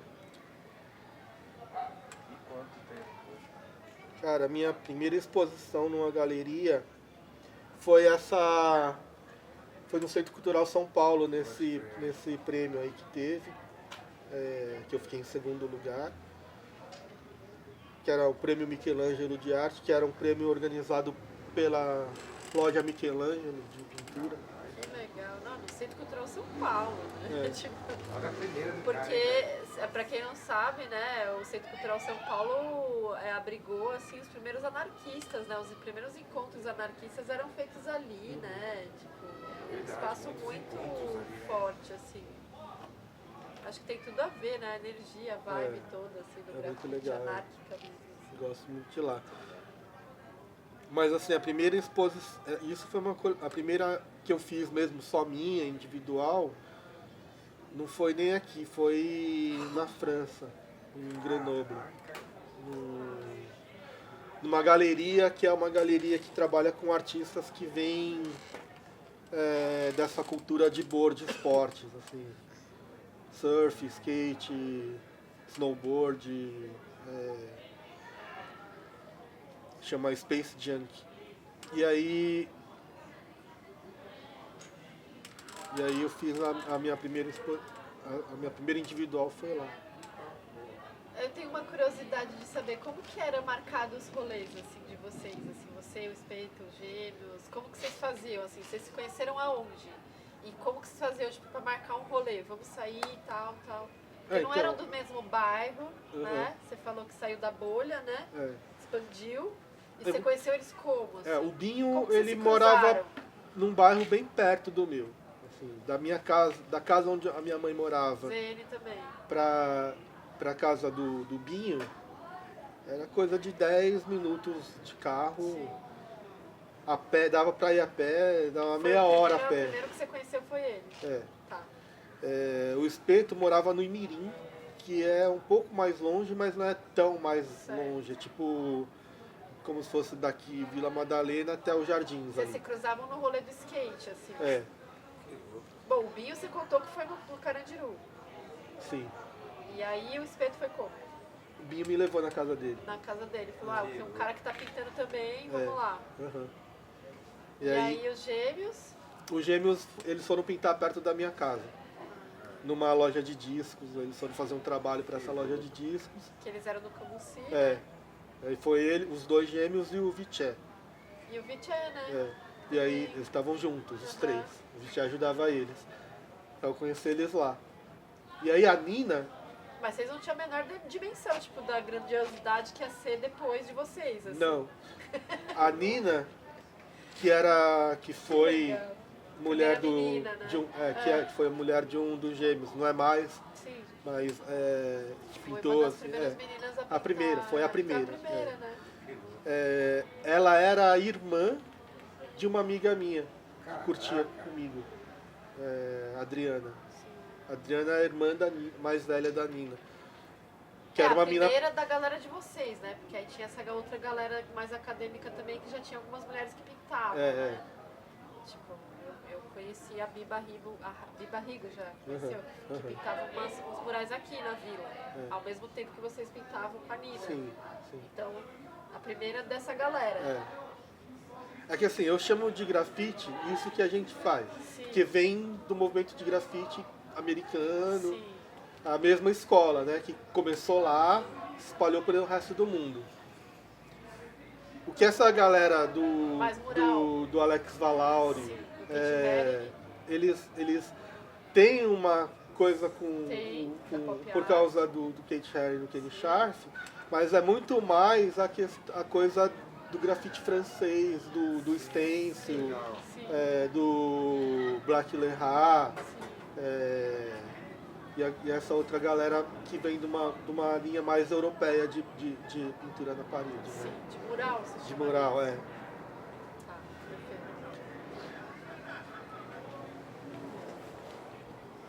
Massa. Mais alguma curiosidade? Vocês querem tirar alguma dúvida? Então é isso. E como que você vê? Então você falou que hoje você já não se sente tão agredido mais com essa passagem, então, da rua para as galerias, então. Não, assim, Hoje você fica mais à vontade, assim. fico. E você vê de uma forma positiva essa passagem. Como que você vê? Então,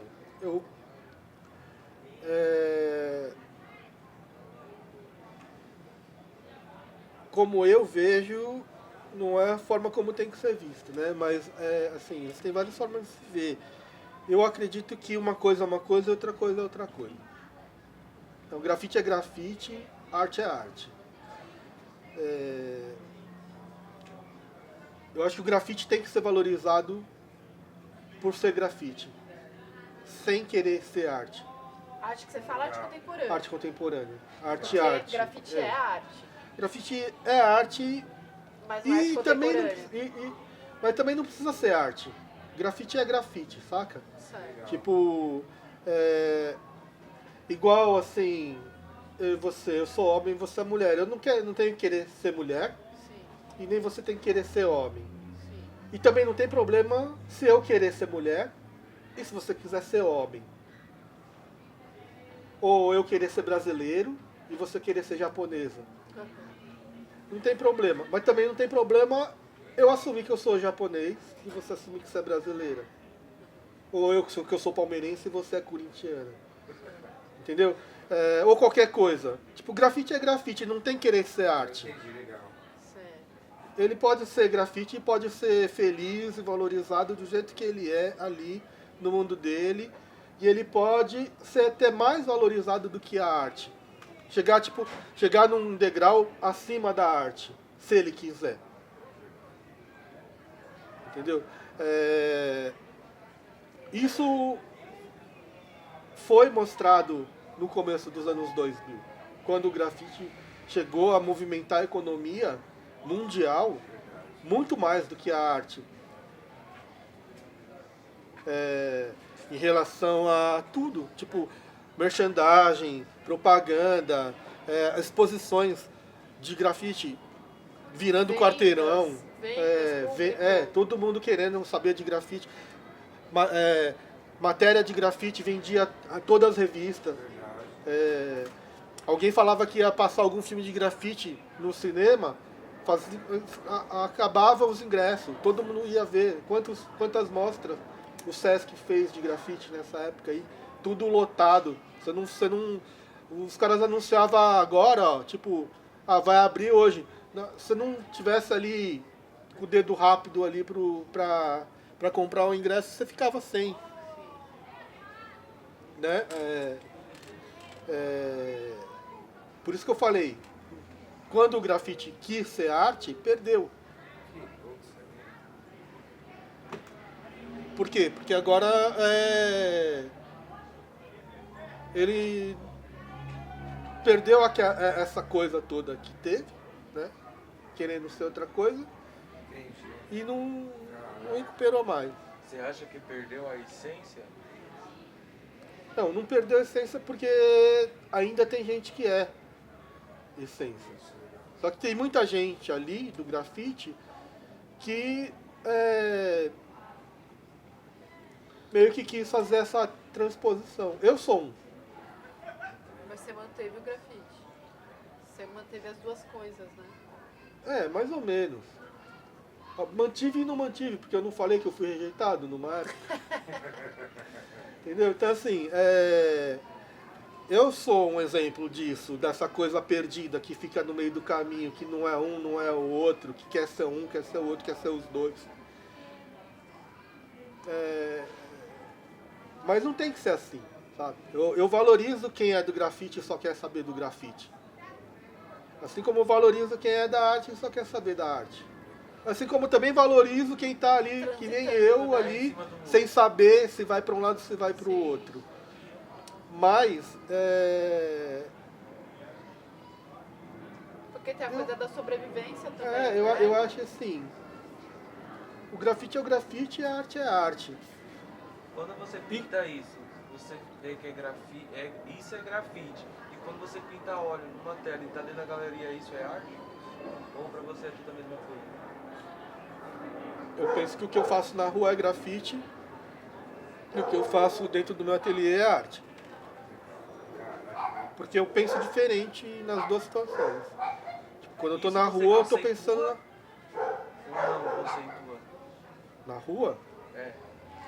Não, aqui, Ah, né? Nesse contexto. O que você faz nesse na rua? contexto. Você conceitua? Igual, por exemplo, aqui tem uma cena com um personagem jogando- Tem uma conceituação, mas é bem diferente de quando eu penso num trabalho meu no ateliê. Até porque, assim, a mensagem na rua, ela tem que ser rápida, tem que ser instantânea. O cara passa a 60 por hora na frente do seu muro, tá ligado? Se ele não recebe a informação ali naquela fração de segundo que ele tá passando, ele não vai dar ré, tá ligado? Ele não vai parar o carro pra ficar analisando o que tá acontecendo ali pra ele poder entender. Entendeu? Ao mesmo tempo, você faz um trabalho que vai ficar dentro de uma galeria ou dentro de um museu, a pessoa vai ali para ficar 1 hora, 2. Ela não quer entrar ali e sair em 5 minutos. Ela fica lendo a sua obra, né? Entendeu? Então, se você dá a informação muito rápido para ela num lugar de contemplação, aquilo perde a graça, aquilo não tem graça nenhuma, porque ela recebeu uma mensagem que vou embora, vou pro próximo. Não tem próximo, então vou embora. 5 minutos fiquei na exposição. O que você viu? Não vi nada, tá um lixo. Então a pessoa que vai para uma exposição, ela quer que o trabalho exija que ela fique ali 2 horas, 3 horas na frente tentando entender ele. Um grafite na rua exige ao contrário. Que a pessoa bata o olho e já entenda. Entendeu? Então, não pode ser a mesma coisa. Não É tem mais como próximo ser. da publicidade, né? Que tá na rua. Assim, as questões também são diferentes, né? As questões dentro de uma galeria, dentro de um museu, as questões da arte são questões filosóficas. São questões Existencialismo.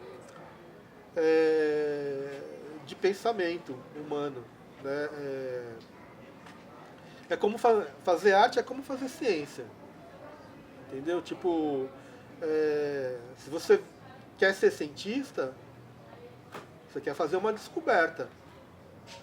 Você não está ali para ser um cientista igual um manobrista de carro, que fica lá só fazendo uma função assim, o que é ser cientista? O que é ser cientista? Se não é fazer ciência. O que é fazer ciência? É fazer descoberta, é descobrir por que chove, por que não chove, qual que é a porra do Covid, por que pessoas morrem e outras não. É você descobrir o que acontece de novidade no mundo e gerar tecnologia, gerar descoberta, gerar explicação para as coisas que acontecem aqui, certo? Isso é fazer ciência. Fazer arte é a mesma coisa, só que de outra forma. Explicar, tentar provocar entendimentos e questionamentos a respeito de outras questões que não são a da ciência. Não só o pensamento, mas as sensações, né? Provocar emoções, sensações. Entender o ser humano. A sensibilidade, né? É provocar a sensibilidade, né? Não só pensamento, né? Porque tem a arte mais sensível, Sim, né? sim. Acho que a sua é bem isso também, né? Não é só... você provoca sensações com aquilo, né? Uhum. Não é só um pensamento. Sim, Não é só racional, né? Isso que eu quero dizer. Não passa só pela razão. sim. Né? Então é isso, gente. Quer falar mais alguma coisa, Pra Ti? encerrar aí, fechou, né? Legal. Não, eu acho que assim, a gente tem que ser feliz, entendeu? Tipo, o grafiteiro ele vai ser muito mais feliz se ele for grafiteiro, sem querer ser artista. E o artista vai ficar também muito mais feliz sendo artista, sem querer ser grafiteiro. Que também tem. Né? Então, E quem tá no meio do caminho também vai ficar feliz estando no meio do caminho. Sabe? Eu acho que, tipo... Ser feliz, entendi.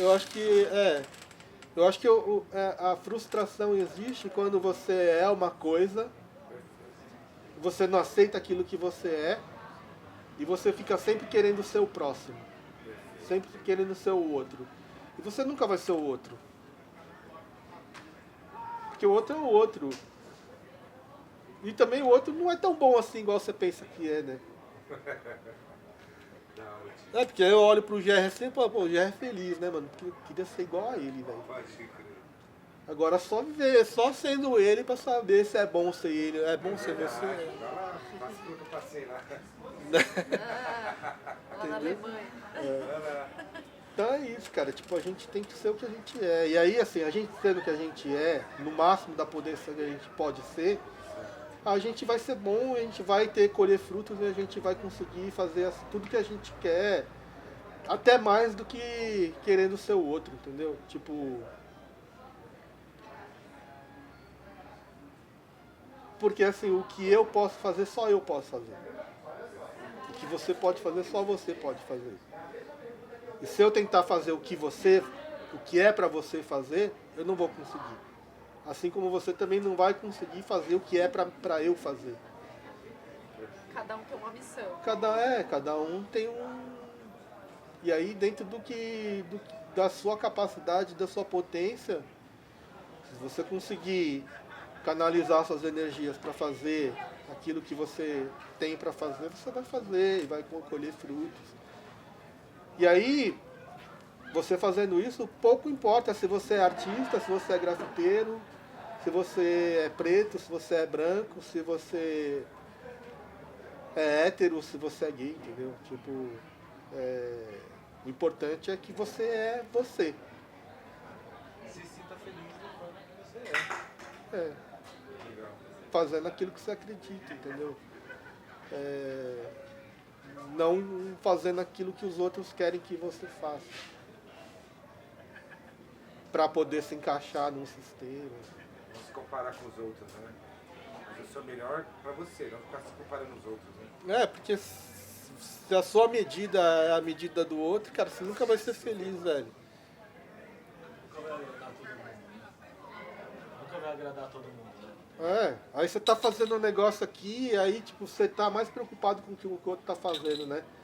Aí, fulano lá vai fazer uma exposição, e, pô, ninguém me chama pra fazer uma exposição. Que lixo que eu sou, que merda que eu sou. Verdade. E aí, cara, você vai ali, tá numa vibe ruim ali, de depressão, começa a tomar remédios, usar droga, se mata. E o outro não tá nem sabendo o que tá acontecendo com você ali, saca?